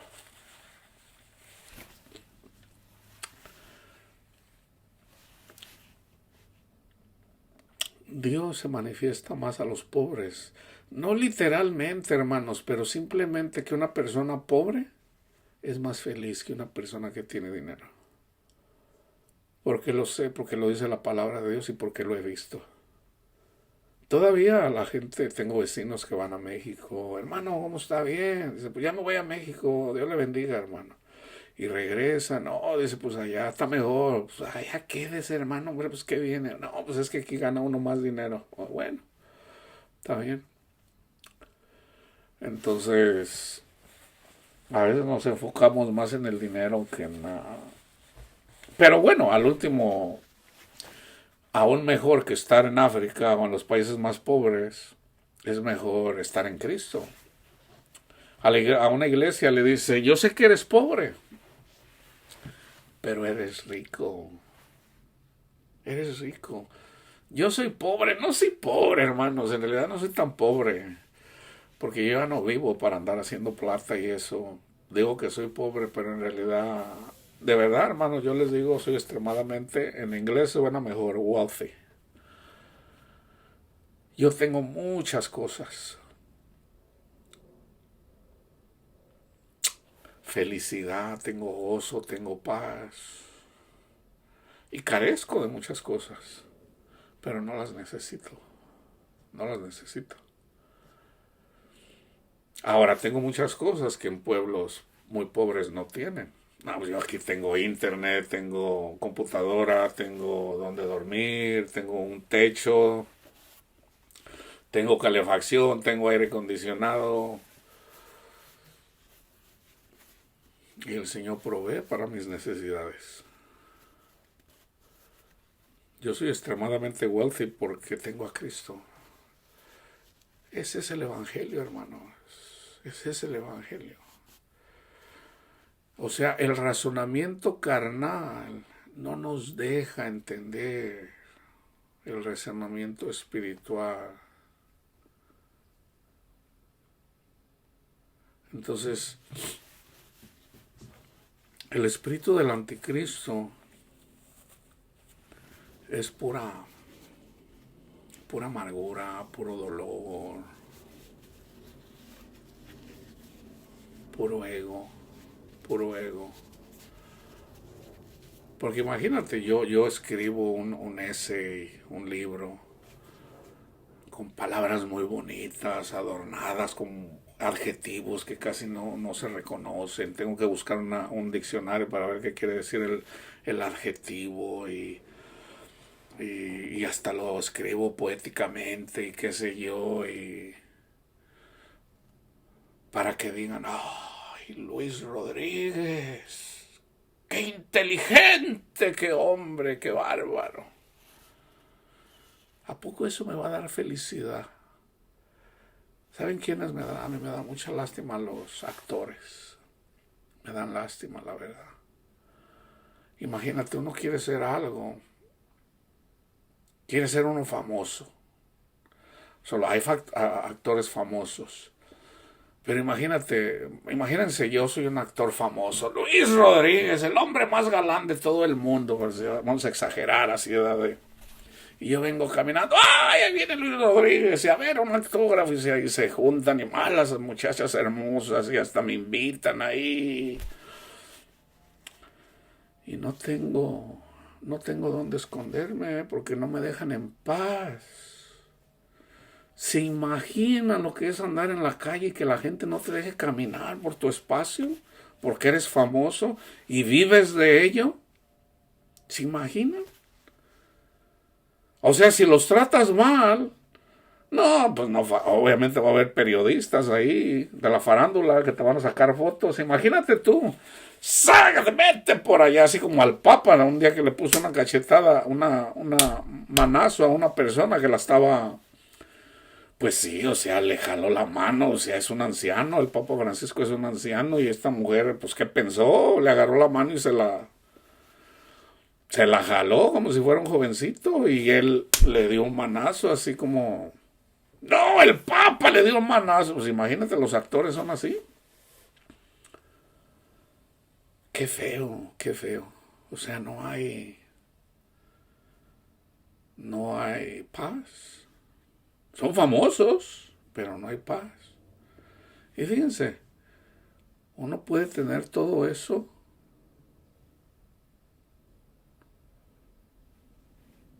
O sea, el famoso es Cristo, no yo.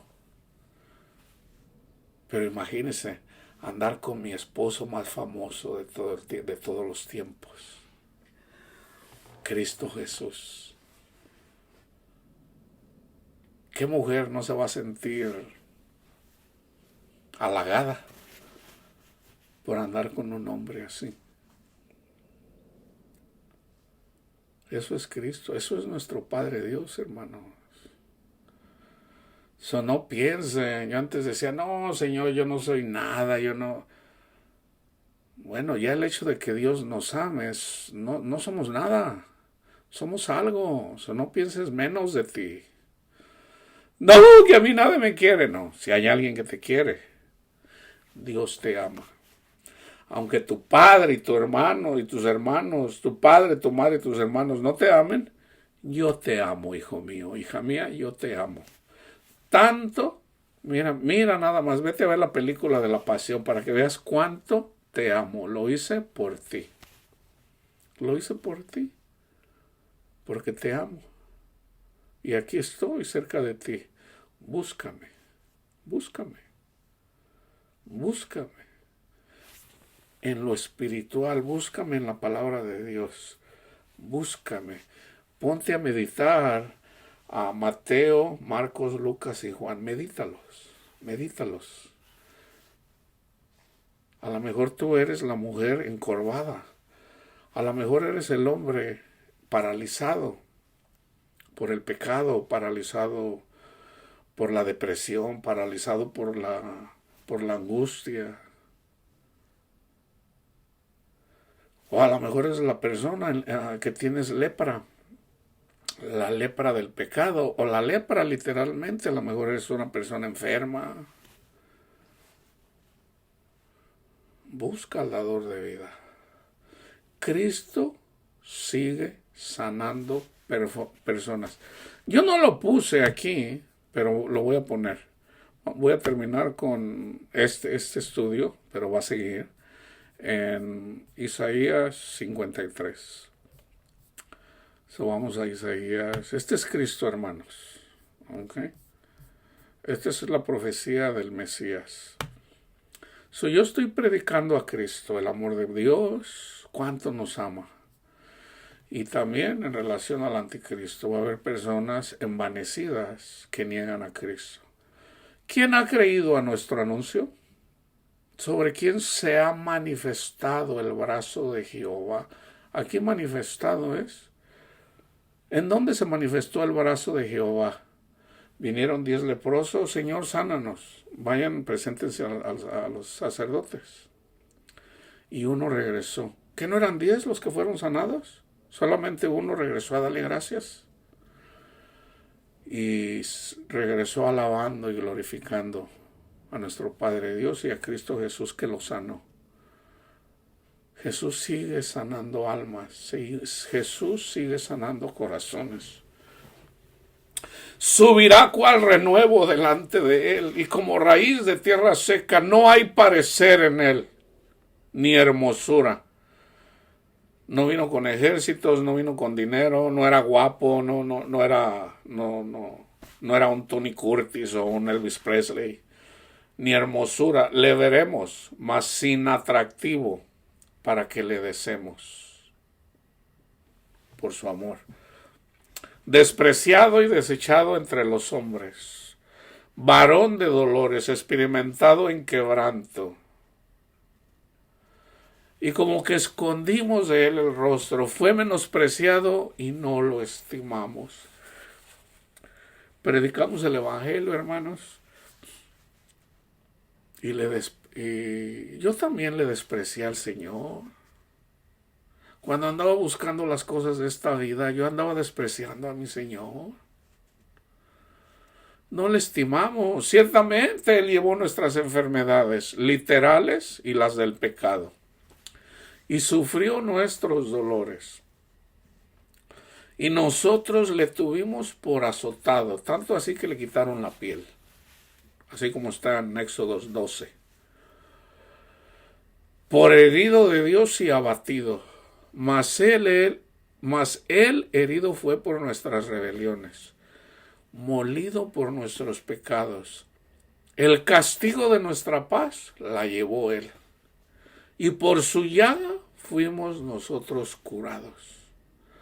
Todos nosotros nos descarriamos como ovejas, cada cual se apartó por su camino, mas nuestro Padre Dios cargó en él el pecado de todos nosotros. Angustiado él, acuérdense que en Getsemaní él sudó sangre literalmente, y afligido. Y cuando lo golpeaban, no abrió su boca. Como cordero fue llevado al matadero. Vayan y vean cómo cómo se comporta una oveja cuando la van a matar. O simplemente cuando la van a cortar la lana. Se pone tiesa, no. Así se pone una mujer cuando va a ser violada.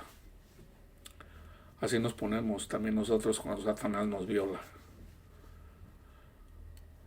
No nos podemos defender. ¿Por qué? Porque estamos separados del amor de Cristo. Y como oveja delante de sus trasquiladores, él mudeció y no abrió su boca. Ahí está el testimonio, lo que padeció Cristo. Vean y busquen en YouTube.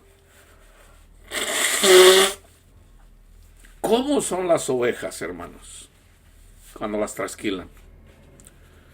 No abrió su boca.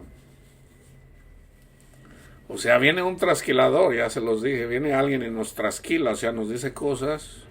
No, hombre, nosotros sí nos defendemos a capa y espada. No, debemos de ser como Cristo, dice Juan. Por cárcel y por juicio fue quitado, y su generación, ¿quién la contará? Porque fue cortado de la tierra de los vivientes, y por la rebelión de mi pueblo fue herido.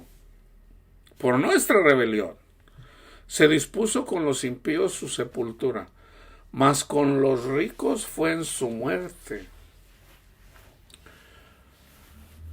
La sombra es de que José, que era rico, fue y pidió el cuerpo de Jesús y lo sepultó en una tumba de un rico. Pero también es simbólico de que el Señor se ganó nuestras almas. Nosotros somos la riqueza. Aunque nunca hizo maldad ni hubo engaño en su boca. Con todo eso, nuestro Padre Dios quiso quebrantarlo, sujetándolo a padecimiento, cuando haya puesto su vida en expiación por el pecado. Verá linaje, vivirá por largos días, y la voluntad de Jehová será en su mano prosperada. Verá el fruto de la aflicción de su alma y quedará satisfecho. Por su conocimiento justificará mi siervo justo a muchos, y llevará las iniquidades de ellos. Por tanto, yo le daré parte con los grandes, y con los fuertes repartirá despojos, por cuanto derramó su vida hasta la muerte. Juan dijo que tenemos que hacer lo mismo. Morir a nuestros deseos, de nuestros ojos, de nuestra carne, hasta la muerte, hasta que no los deseemos más. Y fue pero poniendo la mirada en Cristo. Y fue contado con los pecadores, habiendo él llevado el pecado de muchos y orado por los que lo mataron, por sus transgresores. Esto es Cristo, este es el Padre. No podemos decir que Dios no nos ama, hermanos. No podemos decir que Dios no nos ama.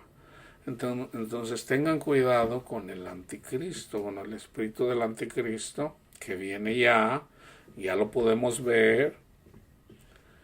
La paz no es que no andemos. Nosotros amamos a los musulmanes. Yo amo a los musulmanes, yo amo a los budistas, yo amo. ¿Por qué? Porque el Señor me dice que los ame. Cuando yo tengo oportunidad, yo no conozco muchos musulmanes. Yo le he predicado a 2, son 2 clientes míos. Yo les he hablado del amor de Dios. Les he hablado de Jesucristo, las buenas nuevas de salvación. Yo les amo, aunque ellos le oren a Alá. Yo los amo. Yo soy igual que ellos son igual que yo. Dios murió, Cristo murió por todos, aunque no todos siguen a Cristo. Entonces el que tiene a Cristo, Cristo pide por él. Cristo no ora por todos. Él murió por todos. Él murió por todos. Pero Cristo no ora por todos. Esa es la diferencia. Entonces una persona que no es conocido por Cristo, pues Cristo no va a pedir por él, pues no lo conoce. ¿Se acuerdan del mensaje del Señor, ábreme, Señor? ¿Y qué le dijo Cristo? No te conozco. Apartados de mí, hacedores de maldad. Ahora, el que no le conoce, ¿cómo le va a buscar? Bueno, Dios les da, a los pobres Dios les da cierta felicidad que no le da a una persona. Por ejemplo, no es lo mismo una persona pobre en África o en América Latina que una pobre en Estados Unidos. El pobre en América Latina es más feliz que un pobre en Estados Unidos. Porque Dios da, hermanos. Dios da. A todos, a uno les da dinero, a otros les da felicidad, a otros les da Cristo. Pero la mayor riqueza es tener a Cristo en nuestros corazones, porque es tener al Padre, o sea, imagínate al dador de vida. Por eso somos bienaventurados si nos mantenemos en Él. Entonces tengan cuidado con los espíritus engañadores del anticristo, ¿verdad? Entonces cuando venga si pasa lo que pasó a principios de siglo, guerras civiles, nosotros deberíamos de tener paz, hermanos. Lo voy a comentar en el segundo estudio y voy a sacar ahí un poco. Vamos a estudiar toda la carta de Juan, la voy a terminar, pero también voy a traer versículos, porque esto va a la par de Mateo 24, en donde también dice que cuando viene el Señor, y cuando viene el Señor, fíjense bien, el día del Señor es el día de la ira de Dios. Entonces, por ejemplo, si Dios está haciendo juicio, vamos a decir, en contra de Estados Unidos, viene el juicio aquí a Estados Unidos. ¿Qué va a pasar? Bueno, por ahí unos dicen que va a haber una tercera guerra mundial, por ahí alguien tuvo sueños en donde va a haber explosiones nucleares aquí en Los Ángeles, en las ciudades más grandes de Estados Unidos. No sabemos, porque yo no conozco a las personas, no tienen pues no las conozco, no puedo decir si son verdaderos profetas o falsos profetas. Cuando digan paz y seguridad vendrá destrucción repentina. Entonces, eso es literal, pero es sobre todo doctrina. Cuando una persona anda enseñando una mala doctrina, básicamente están predicando lo que decía Ananías, el falso profeta, ¿verdad? Jeremías vino y predijo, vuélvanse al Señor, y ellos no quisieron. Entonces dijeron, no, paz y prosperidad, hermanos, aquí para todos. Y no, ellos andaban en el pecado, andaban adorando a otros dioses, llevándole sacrificios a la reina del cielo.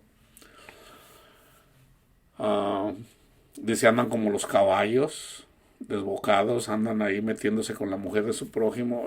Hermanos, estamos viviendo la generación de Jeremías y la generación de... No, olvídense, casi todo junto ahí, de Noé, la generación de Sodoma y Gomorra, la generación de Jeremías, todas juntas. Dios va a poner orden. Pero viene enojado. El día del Señor es de ira, o sea, Jesús viene enojado, no es que viene así. Entonces, pero si seguimos en el Señor y si seguimos caminando con Él, predicando la justicia, la ira de Dios no es contra nosotros, hermanos. No es contra nosotros. El Señor nos dice, escóndete un poco de tiempo, hijito mío, o hijitos míos. Escóndanse mientras pasa mi ira. Entonces la ira de Dios viene con guerras, así lo que pasó en la Primera Guerra Mundial, las revoluciones, la Segunda Guerra Mundial, y murieron. Y todavía en el comunismo varían los números, porque unos dicen que 100 millones, otros dicen que 150 millones de personas murieron para implantar el comunismo. Nada más en China y en la Unión Soviética. Más aparte 60 millones de personas en la Segunda Guerra Mundial. Más aparte otros millones en la Primera Guerra Mundial, y más aparte otros cientos de miles, no recuerdo ya la cantidad que murió por la fiebre. Y hay otras enfermedades que no se tuvieron en cuenta. Murió mucha gente, hermanos, mucha gente. ¿Por qué? Porque el Señor andaba indignado. Está la historia del Titanic. Dios no existe, ni Dios lo hunde. Bueno, un simple témpano de hielo destruyó el Titanic, dando testimonio y ya ha pasado mucha gente que ha hablado en contra de Dios, y bueno, están cayendo como moscas ahorita, uno por uno, están cayendo como moscas todos los que están hablando contra Dios, porque se ensanchan escupiendo al cielo, no saben que la saliva les va a caer en su propia cara. Está pasando, hermanos. Hay un tiempo donde dice el Señor, no ores por ellos, porque no te voy a escuchar. Le dijo a Jeremías, no ores por ellos, no pidas por ellos, porque no te voy a escuchar. Lo dice Juan también. Cuando viene la ira de Dios, viene la ira de Dios, hermanos. Pero por el otro lado, una persona que está siendo quebrantada, está siendo afligida y busca el rostro de Cristo, Dios es misericordioso. Él es amor, Él es misericordia quiero y no sacrificio. Entonces, va a pasar lo que va a pasar. El corazón de las personas solamente Dios lo conoce. A mí el Señor me mostró, estas personas ya se van a morir. Estas personas les viene su gran tribulación. Porque a todos nos llega la gran tribulación. A todos. Entonces, pero si en medio de gran tribulación recibimos a Cristo y le seguimos, vamos bien. Entonces, enfóquense, hermanos, enfóquense en Cristo Jesús y no se les olvide el versículo donde dice, y por la maldad de unos el amor de muchos se enfriará. Sigamos amando a los pecadores, de los cuales yo soy el primero. Sigamos amando a nuestros hermanos denominacionales. Sigamos amando y llevando las buenas nuevas de salvación, que es la justicia de Dios a través del Evangelio. La paz de Cristo esté con ustedes, hermanos.